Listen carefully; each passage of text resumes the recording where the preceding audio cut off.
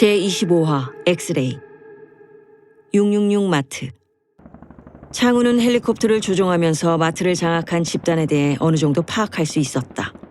헬기에 대해 지식이 많은 창우는 버려지거나 방치된 항공유 저장소를 알아냈다. 철수한 군부대와 서울 외곽의 정유소 직영 급유소를 발견한 것이다. 교주는 창우에 대해 빠르게 신뢰를 갖게 됐다. 창우 덕분에 교주는 헬기를 통해 신적인 존재로서의 이미지를 더 강하게 어필할 수 있었다. 그러다 보니 교주는 창우에게 신뢰감을 뛰어넘어 어느 정도 친밀감을 표현하기도 했다. 그리고 얼마 전 창우는 교주가 남자가 아닌 여자임을 알게 되었다. 짧은 머리의 교주는 골격상으로 봤을 때 얼핏 남자로 보였다. 그러나 시간이 지나고 결국 그녀와 단독으로 식사를 하면서 창우는 왜 그녀가 교주의 자리까지 가게 되었는지를 이해하게 되었다. 그녀는 아주 보기 드문 인간 유형에 속했다. 생물학적으로는 여자지만 거의 모든 면에서 남자 같은 분위기를 풍겼다. 하지만 아주 근접해서 그녀를 관찰하다 보면 그녀가 여자로서의 성적 매력 또한 품고 있음을 알 수 있었다. 거기에 빠른 결단력과 미래를 보는 안목은 그녀의 주변에 사람들이 모이게 만드는 힘으로 작용했다. 창우는 남쪽으로 떠날 시기를 계산하는 한편 그녀에 대해 더 면밀히 연구하고 싶었다. 그리고 그때 간부 신도 중 하나가 교주에게 하는 말을 들었다. 남쪽, 그것도 부산에 바이러스 감염이 확산되고 있는 것 같습니다. 교주는 아주 천천히 간부 신도의 보고에 대해 반응했다. 그녀는 바로 표정을 바꾸지 않고 그의 말이 의미하는 바를 감각기관에서부터 그녀의 뇌까지 전달되는 시간을 일부러 늘려서 아무도 그녀의 생각이 뭔지 눈치채지 못하도록 하는 기술 같았다. 창우는 그녀가 어떤 새로운 계획이 필요하다고 생각하는 것 같았다. 그녀의 속마음은 가령 더 좋은 기회가 오고 있어. 당장 그 준비를 시작해야 해. 같은 것이었다. 창우가 그런 생각을 하다가 문득 그녀와 눈이 마주쳤다.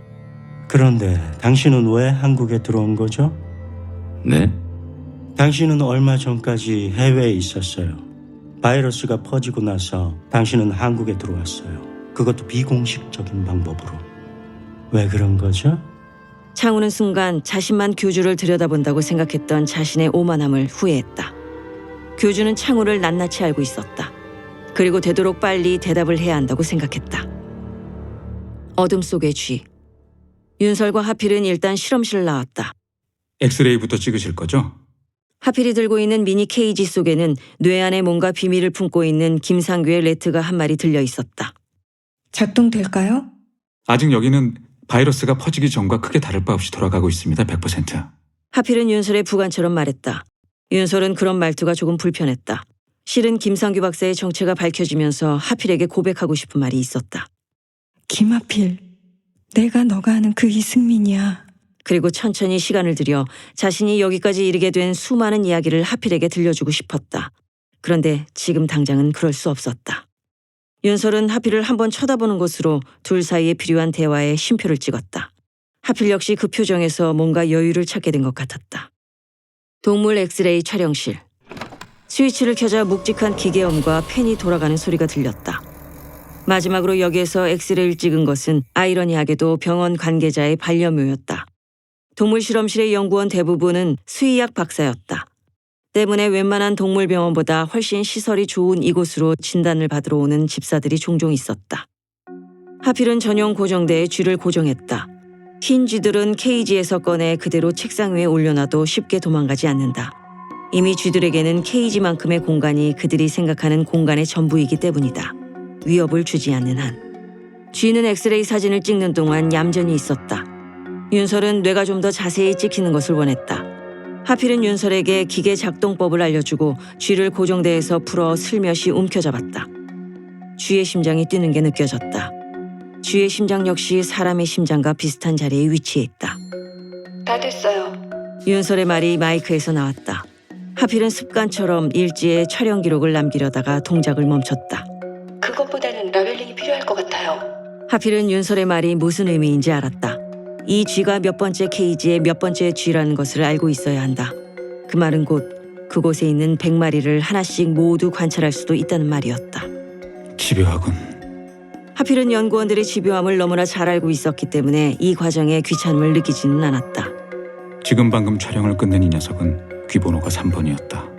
왼쪽 귀 중간에 구멍이 뚫렸을 경우다. 하필이 라벨을 끝냈을 때 이미 윤설은 엑스레이 필름을 스캔받고 있었다. 하필은 결과가 궁금했다. 윤설의 책상으로 전송된 엑스레이 사진을 보러 사무실로 돌아왔을 때 연구실 문 앞에 심하게 얻어맞은 유튜버 규원과 화가 안 풀린 표정의 석희가 서 있었다.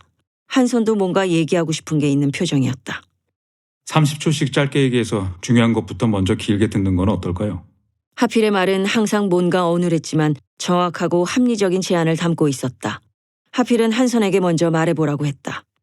김 선생님, 어머님이 상태가 많이 안 좋으십니다. 하필은 드디어 올 것이 왔구나라고 생각했다. 그러나 지금 이 순간은 그 다음 얘기를 들어야 한다. 석희는 규원이 몰래 유튜브 라이브 방송을 하려고 했다는 것과 여기서의 삶을 지옥처럼 묘사했다고 했다. 규원은 시종일관 불안한 표정으로 처분을 기다렸다. 석희 씨는 어떻게 했으면 좋겠어요? 윤설은 빠르게 물어봤다. 여기 그냥 두면 또 어떤 사고를 칠지 모릅니다. 밖으로 보내세요. 두 얼굴의 사람들하고는 같이 있을 수 없죠. 한선이 적개심 어린 표정으로 규원을 보면서 말했다. 전 생각이 다릅니다만 모두 하필의 다음 말을 기다렸다. 다음 말이 궁금하면 일단 그 얘기를 듣기 전에 우리를 도와줄 수 있을 건가? 규원은 뺀질이처럼 끄덕거렸다. 석희와 한선은 바로 철퇴를 휘두르지 않는 하필이 답답한 듯 쳐다봤다. 먼저 엄마 좀 보고 올게요. 장 박사님은 이 녀석이 뭘 하면 좋을지 곧 알게 될 겁니다. 100%. 윤설은 하필이 무슨 말인지 몰랐다. 하필이 자리를 뜨고 윤설이 자기 연구실로 들어가자 한선과 석희 그리고 규원이 따라 들어갔다. 음압 실험실. 하필의 엄마는 몸을 벌떡 세운 채 눈을 동그랗게 뜨고 뭔가에 놀란 표정으로 앉아 있었다. 하필이 도착하자 사람들이 물러났다. 하필은 사람들에게 조용히 나가 있어달라고 부탁하고 문을 닫았다. 하필아, 네. 너 뭐가 항상 그렇게 바쁘니? 엄마는 하필에게 유언 같은 걸 하실 모양이었다. 내일이요. 내일 하시면 안 돼요? 네가 여기에만 살면 내가... 하필은 엄마의 손을 꼭 잡았다. 심하게 경련을 일으키던 몸이 조금 차분해진 것 같았다. 하필은 가죽만 남은 엄마의 팔에 진정주사를 놓았다. 하필의 엄마는 아들의 얼굴을 보는 것만으로도 안정을 찾은 듯 눈을 감았다. 혈압은 정상으로 돌아왔지만 바이탈은 곧 죽을 사람이라고 신호를 보냈다. 그녀의 맥박이 약하게 출렁이고 있었다.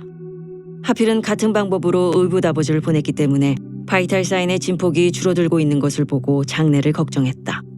하필은 문득 주유소에서 만난 40대 가죽 자켓이 떠올랐다. 연락처라도 받아둘 걸 하고 생각했다. 어차피 연락할 일이 없을지 몰라도 엄마의 장례를 그 청동화로에서 치룬다면 느낌이 어떨지가 궁금했다. 사람들은 케이크 없으면 초코파이에도 생일초를 꼽는다. 하필은 잠시 옥상에 올라갔다. 그리고 담배를 한 개비 꺼내 물었다. 낮과 밤이 뒤엉켜 시간이 어떻게 흐르는지 알 수 없는 나날이 지나가고 있다. 생존을 위한 생존이라는 생각밖에는 들지 않는 깊은 회의감이 밀려왔다. 그때 도란도란 얘기하는 소리가 들렸다. 하필의 바로 밑 5층 어딘가에서 들리는 소리 같았다. 태훈과 태훈의 가족들이었다. 진호와 나갔던 음식 사냥이 잘된 모양이었다. 아마 예쁜 옷과 생필품도 생긴 모양이었다. 태훈의 아내는 딴 사람들과 나누자고 했고 태훈은 조금만 더 쌓이면 나누자고 했다. 아이들은 뭔가가 좋은지 웃는 목소리였다. 하필은 옥상의 다른 쪽으로 걸어가 보았다. 재난으로 목이 잠긴 도시는 가끔 뭔가가 터지는 소리와 비명소리, 낡은 쇠들이 부딪히는 소리들을 간간히 토해냈다. 이번엔 진호와 희수, 성훈과 의료원 원무과장들의 목소리가 들렸다. 진호의 전리품에 관심을 갖는 소리들이었다. 이미 진호는 동물실험실에 자기만의 마켓을 가지고 있었다. 성훈과 원무과장은 희수와 바꿀 만한 것을 시시때때로 의료원과 연구동에서 약탈하는 것 같았다. 그들에게서도 간간히 웃는 소리가 들렸다. 하필은 자신이 서 있는 옥상이 마치 신이 있어야 할 곳이라는 생각이 들었다. 인간은 항상 신에게 구하지만 신은 거의 인간을 돕지 않는다. 그래도 인간은 알아서 하루하루를 살아간다. 옥상문이 열리며 규원이 뛰어들어왔다. 박사님이 찾으세요. 왜? 모르겠어요. 하필은 알았다며 옥상문 쪽으로 걸어가다가 규원 옆을 스치기 전에 갑자기 권투 선수 자세를 취했다. 훅을 때리기 직전 몸을 웅크렸다가 오른손을 옆구리 옆으로 확 뻗으려는데 죄송해요. 다시는 안 그럴게요. 얼굴을 막으며 울부짖었다. 안 때릴 건데. 하필은 자세를 풀고 규원을 봤다. 규원은 겁을 먹은 표정으로 하필을 봤다. 넌 가족은 없니? 왜요? 없냐고. 있어요. 어딘가에. 어딘가에라니. 여동생이 아파서 엄마랑 병원에 갔는데 그 뒤로 연락이 없어요. 아마 축구장에. 축구장은 대형 소각로였다. 그곳에 구덩이를 파고 시신 처리를 했을 것이다. 아직 눈으로 본 게 아니면 죽은 게 아닐 수도 있다. 100%. 하필은 규원의 어깨를 톡톡 두드려주고 내려갔다. 윤설과 석희 그리고 한선은 하필이 오기만을 기다렸다. 하필이 여기에 와서 뭔가를 본다고 해서 달라질 것이 없는 것을 잘 알고 있었지만 왠지 여기 사람들은 모든 일은 하필을 거쳐야 할 것 같은 생각을 하게 됐다.